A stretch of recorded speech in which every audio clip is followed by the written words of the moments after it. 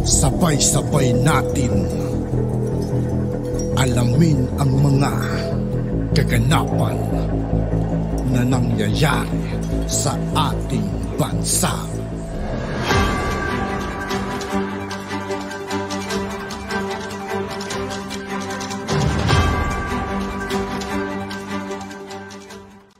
Yo, what's up mga kaibigan? This is I2K po again. Ngayon nandito naman ulit tayo sa channel ni Kabayan News PH. Dito naman ulit tayo magbibigay ng komento at reaksyon. Kaya samahan nyo ako guys.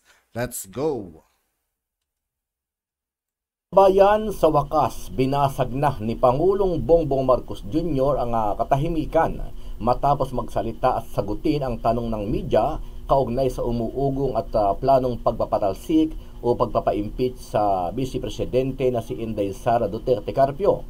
Sabi ni PBBM, hindi deserve ni VP Inday na ma-impeach dahil walang dahilan para gawin ito sa kanya. Binabantayan namin ng mabuti because we don't want her to be impeached. We don't want her to, she does not deserve to be impeached. So we will make sure that this is something that we will pay very close attention to. Na basta ayaw namin dyan, tanggalin natin, impeach natin. Wala naman sigurong dahilan kung hindi lang ayaw sa amin.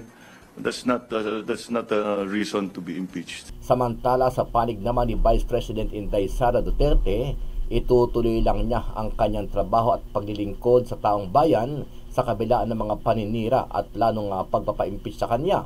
Ang katunayan niya ay kinausap niya si Pangulong Marcos sa issue ng impeachment complaint bago siya umalis sa bansa at ito ang sagot sa kanya ng Pangulo. Itutuloy ko lang yung sinabi ko why I think that I still have the trust of President Marcos. So ulitin ko lang, I believe I still have the trust of President Marcos Jr. Why? Because before he left, I asked him about the impeachment and he told me the truth that he knows about the impeachment. Ano ang masasabi mo dito, Kabayan? Dahil sa mga isyu na pinag-uusapan ngayon sa social media kaugnay sa planong pag-impeach sa Vice Presidente, naniniwala ka ba na wala talagang alam itong si PBBM sa kabila ng kaliwat ka ng paninira ng Kamara sa mag-amang Duterte mula naman sa kampo ni Speaker Romualdez na pinsan at kamag-anak ni Pangulong Marcos Jr.? Sama-sama nating panuorin ang buong video at pakicomment nyo po ang inyong mga reaksyon at sariling opinyon. Pero bago yan, muli po ako nag-iimbita Sa lahat ng hindi pa nakasubscribe mga kaibigan kay Kabayan News PH, mag-subscribe na po tayo at huwag nyo rin pong kalimutan mag-subscribe dito sa aking channel. Sa mga hindi pa po nakasubscribe sa ating channel na Kabayan News PH, pakipindot po ang subscribe button at pakiclick na rin ang notification bell para lagi kayong updated sa mga bagong upload natin na legit at napapanahong balita. Maraming pong salamat. Sa harap ng maugong na balita ng umano'y planong pagpapatalsik kay Vice President Sara Duterte, binigyang diin ni President Ferdinand R. Marcos Jr. ang kanyang patuloy na suporta sa Vice Presidente. Ayon sa Pangulo, hindi nararapat na ma-impeach si VP Sara. Binabantayan namin ng mabuti because we don't want her to be impeached. We don't want her to, she does not deserve to be impeached. So we will make sure that this is something that we will pay very close attention to. Dagdag pa ng punong ehekutibo, hindi na raw bago ang mga ganitong uri ng issue lalo na sa high-ranking officials. Lalo't may ilan anyang individual ang taliwas ang nais sa naging resulta ng nakaraang halalan. So I guess it's just a continuing evolution of that thinking. Na basta ayaw namin dyan, tanggalin natin, impeach natin. Wala naman siguro at wala naman sigurong dahilan kung hindi lang ayaw sa amin.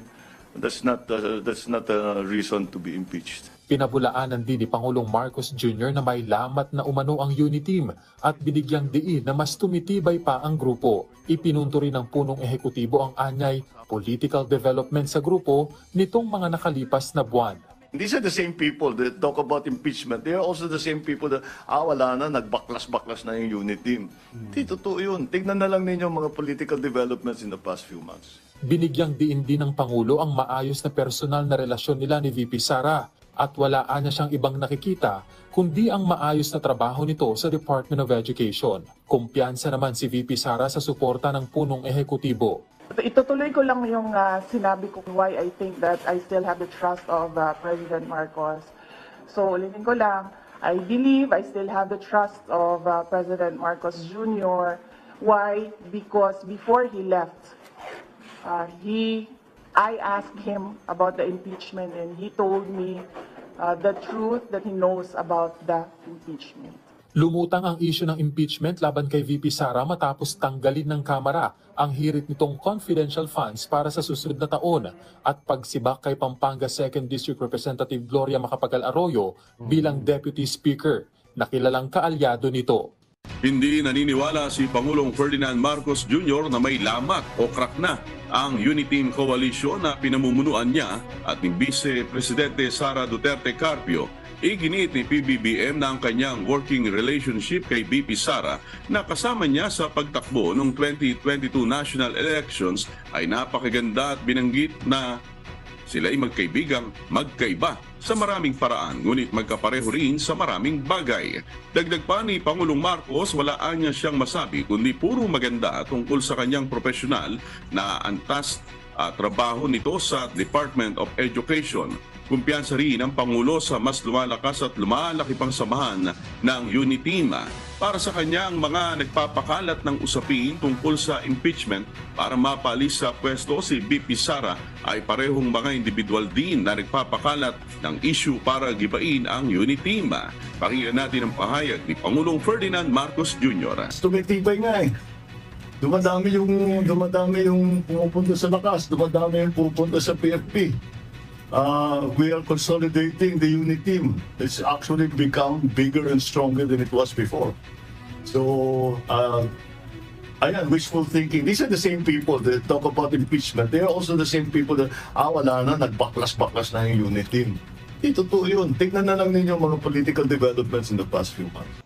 Okay, so ito na, ang pinakamainit na issue sa politika natin ngayon, impeachment ni VP Sara.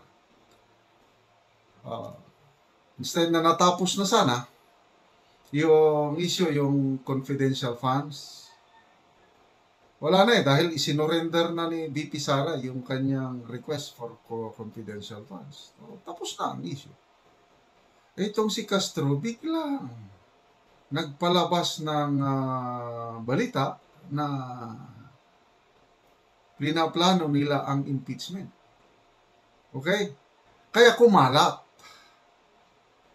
To a point na pati si President Bongbong Marcos, I think, nasa Hawaii ba siya o nung ini-interview na siya nga nothing. So, we don't want VP Sara to be impeached.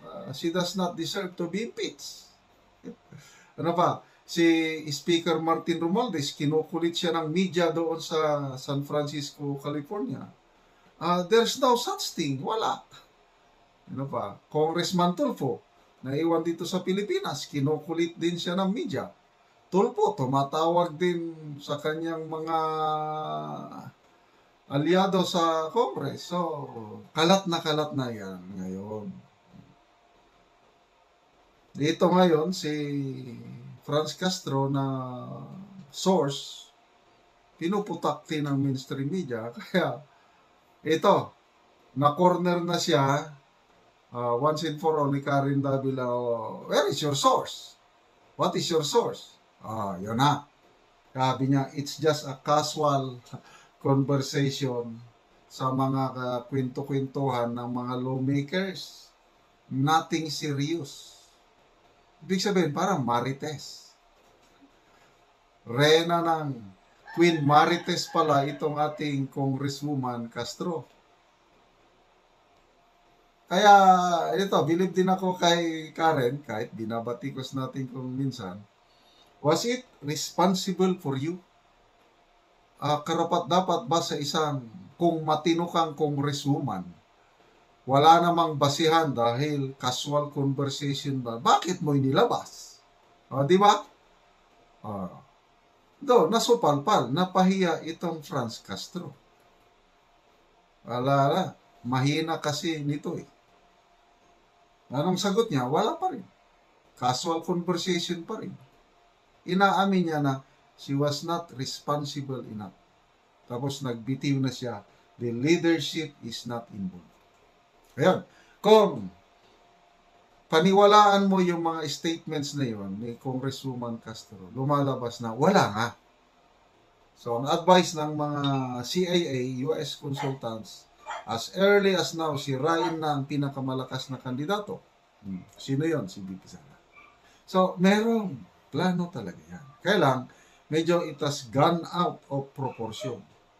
Dahil blinow up natin sa social media, sumakay na rin ng mainstream media, ito na. So, bakit sinasabi na ni Franz Castro na leadership is not involved? Hindi ako naniniwala doon. Dahil kumalat na ng gusto, tapos may tinatawag kasi nga testing the waters. Nung flinote nila yung issue na yon, pinakiramdaman ang reaksyon ng taong bayan. Tingin ko, ang reaction is maraming galit. Pati nga ang men in uniform, may mga naririnig na ako na hindi na maligaya sa ginagawa kay VP Sara. Diyan sila ngayon, medyo mag-ingat. Kaya dahil sa ingay natin, ito, analysis ko lang ito.